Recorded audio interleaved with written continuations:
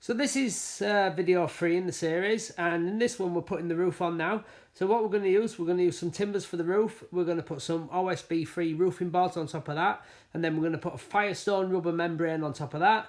And then what we will do then, we'll put some plastic fascias and trims around it, and we will also put some cedar soffit and fascia on to finish the roof complete, apart from the guttering.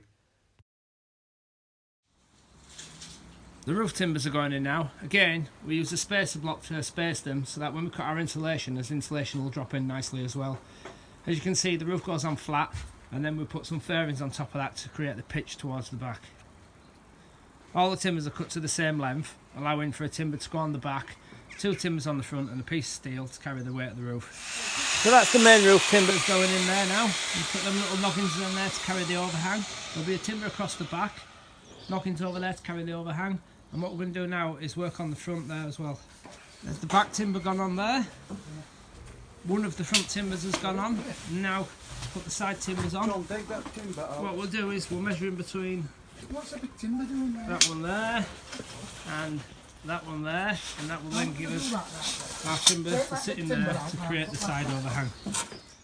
What we're doing here, we're putting a 10mm by 100mm length of steel, and what we're going to do, we're going to bolt it in between 2 of the timbers at the front of the building, because we've obviously got a 3-metre door span carrying over there, so we don't want the roof to sag. So the theory is that this piece of steel will keep the timbers true and straight over time. So what we'll do, we'll bolt that together, sandwich the steel in between them both, and then we'll be good to go from that.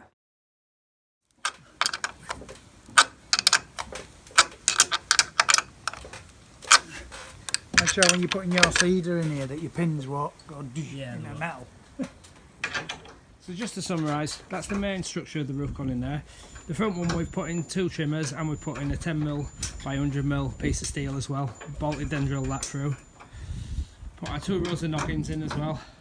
Back trimmer, side trimmers. What we're going to do now is drop the fairings on to create the pitch on the roof. Back on the roof now, what we're going to do is put the fairings on, which basically is a long length of timber cut in a triangle shape, which will give the fall from front to back on the roof to let the rain run off.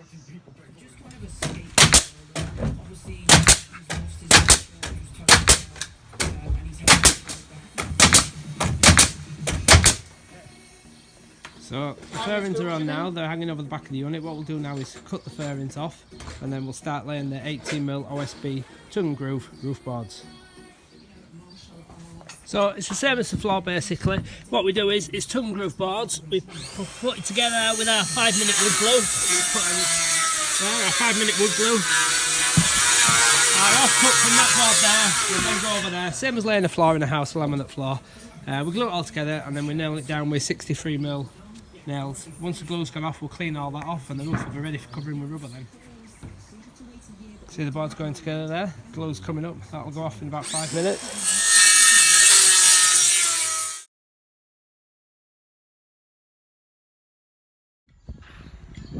There's the roof fully covered in OSB free tongue and groove board. What we're going to do now is let the glue go off for a little bit. We'll clean it all off, give it a blow off as well, and we'll put our fascias and soffits on, and then we'll go for the rubber. So we're going to clear the glue off now it's dried. We found that these multi-tools are the best tool for the job.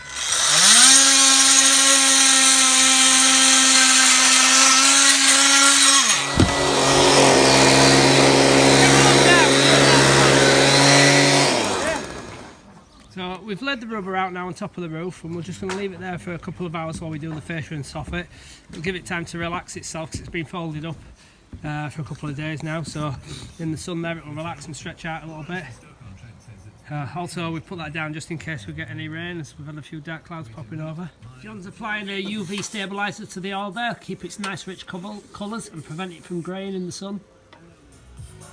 That's the other side of the roof. There you can see the fairings. They run from 50mm to nothing over that length, and you can see the glue dripping through the roof there. It's a good sign, which means boards have all been jointed nicely and glued up properly.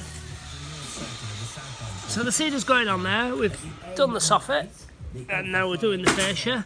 What we do, we nail it on there and it flies up above the roof, and then again, multi-tooling it off to make it flush with the roof. I'll run the block plane over that, and then we'll glue the membrane.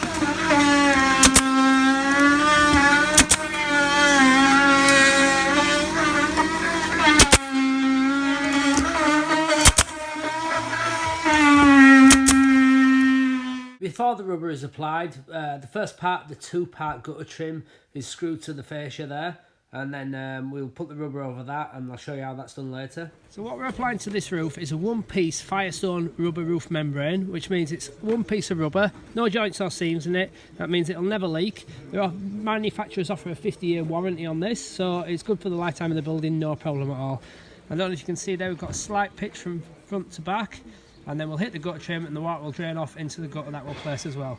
So what I'll do is I'm going to cut this rubber maybe 100mm all the way around the out perimeter, so that we haven't got too much to work with when we're working it, and then we'll roll it back halfway along the roof, and then we'll glue that half, roll that back, push it down with a brush and smooth it out, and then we'll roll the other half back, glue that side as well, and follow the same. And then what I'll do is then I'll trim it 50mm all the way around the perimeter and put the plastic trims on, which I'll show you us doing. So what I've done then, I've cut it off, and it's 100mm longer and wider than the building all round. And as you can see now, I'm rolling it back like a rolled up carpet. I'll roll that halfway, and then the weight of the rubber will stop the back end of the rubber moving anywhere, so it won't adjust and twist itself on the ceiling. So when it's glued, we still should have 100mm over on the perimeter, or thereabouts anyway. So what we'll do, we'll roll that back halfway, blow it off again because we've got quite a bit of crap coming down off this tree, and then we'll start gluing it, and then we brush it out with a brush to flatten it and getting rid of any bubbles. So Greg's going to apply the water-based glue now. We just apply that with an emulsion roller. Spread it off nice and even, no thick lumps or anything like that. And what we do then, you do a stripe like that, let it tack off for a little bit, and then I'll use a sweeping brush to rub the rubber back over and get rid of any any air bubbles or creases that might have formed in the roof.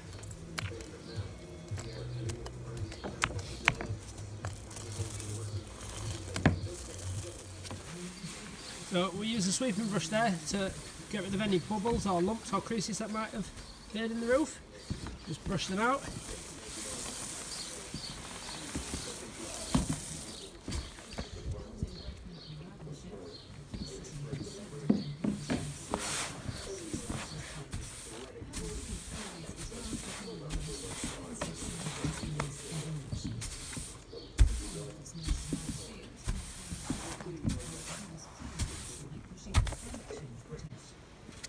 So that's one side glued down. What we'll do now is roll back the membrane till we meet the glue line again, and then we'll glue this side, brush it out, and then that'll be the roof bonded down to the OSB.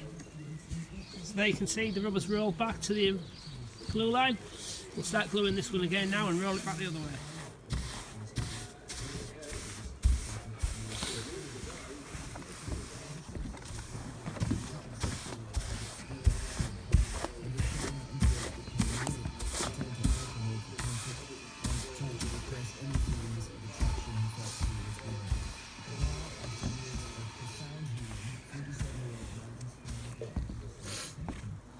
So what we're going to do now, we're going to cut the rubber off 50mm all the way around, and then apply the 2-part gutter trim and the curb trim and the corners and fascias and things like that, and get it all finished.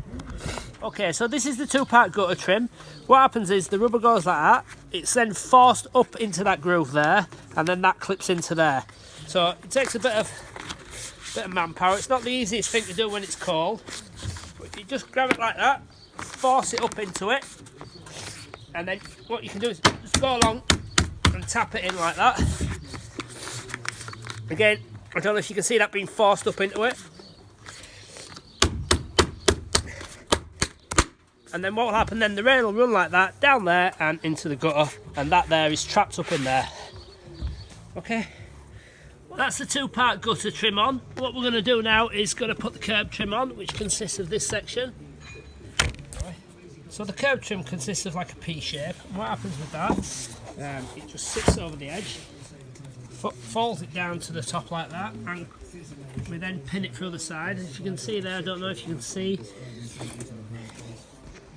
So the curb trim is applied using these poly top nails.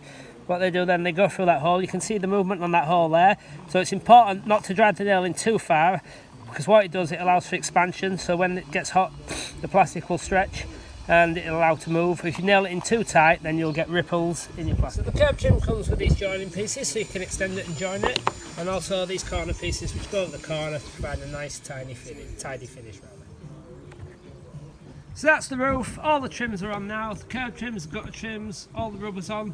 It's weathertight now, so we can now work inside the building without fear of getting wet. It's a one-piece rubber roof membrane there, so there's no joints and it's not going to leak. And there seems to be a banana. There's the roof from below. We just got some little corner sections to put on the cedar there. John's treated all that with our UV stabiliser. See, it looks well with the black trim there. There's a soffit. We'll put some spotlights in that next week. And if we stand back, hopefully I'll get out the sun for you. You see that nice finish there? A bit dark there, to be fair. On this side, so it's any better for you. There you go, that's the roof complete. And that concludes the roof section now. So if you stay tuned and watch the next section, we'll be insulating the room and plasterboarding and doing first fix electrics too. So like I said, that's the end of video 3. That's the roof done. Next week we'll be back on site and we're going to insulate, first fix electrics and do the plasterboarding as well. I hope you've enjoyed watching this, and if you stay tuned then I'm sure you'll be able to build one of these yourself, or either way it'll give you a great insight into it.